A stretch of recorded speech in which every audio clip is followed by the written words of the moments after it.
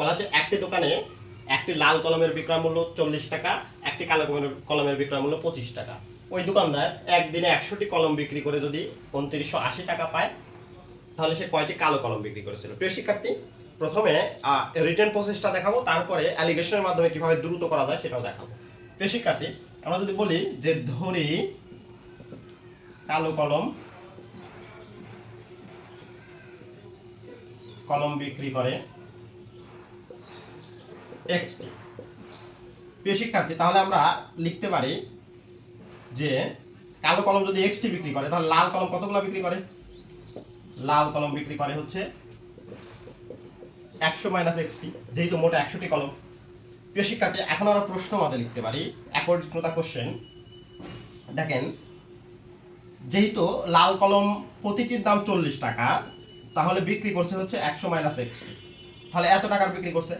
আর কালো কলম বিক্রি করছে হচ্ছে একটা 25 টাকা করে, তাহলে মোট বিক্রি করছে 25x টাকা।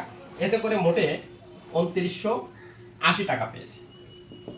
প্রিয় শিক্ষার্থী, তাহলে দেখেন 4000 minus 40x plus 25x is equal to 2980।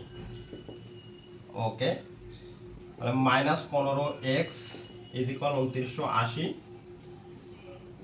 বিয়োগ 4000, তাহলে x ইজ ইকুয়াল টু কত হবে প্রিয় শিক্ষার্থী? মাইনাস 1020 ভাগ হচ্ছে মাইনাস 15, তো এটা কেটে দিলে কত হবে প্রিয় শিক্ষার্থী? 68। তাহলে 68টি কালো কলম বিক্রি করেছিল, ঘ নাম্বার উত্তর। প্রিয় শিক্ষার্থী, এটা অ্যালিগেশনের মাধ্যমে খুব দ্রুত করা যায়। দেখেন অ্যালিগেশনের দ্রুত কিভাবে করা যায় সেটা যদি একটু দেখাই।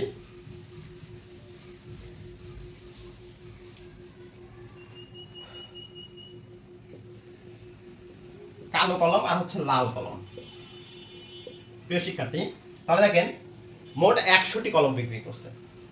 লাল কলমের মূল্য ছিল হচ্ছে 40 টাকা করে প্রতিটি, আর কালো কলমের মূল্য ছিল প্রতিটি 25 টাকা করে। তাহলে খেয়াল করেন, 100টি যদি কালো কলম বিক্রি করে, তাহলে মোট টাকা পাবে কত?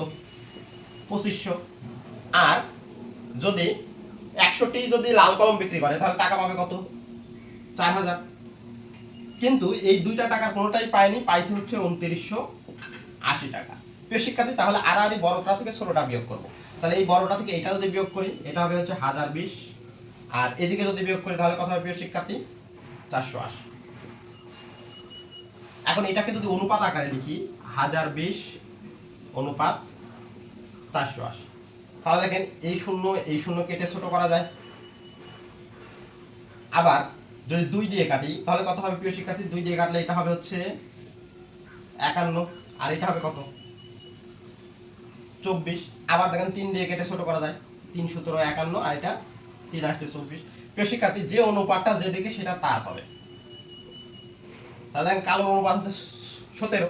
তাহলে আমরা যদি দেখেন মোট কলম বিক্রি করে 100টি, তার মধ্যে কালো কলম বিক্রি করা হচ্ছে 17 অনুপাত, বাই অনুপাতের যোগফল কত? 25। তাহলে 25 দিয়ে যদি 100 কাটেন 4, তাহলে 4 17 কত হয়? 68। তাহলে 68টি কালো কলম বিক্রি করেছিল। প্রিয় শিক্ষার্থী,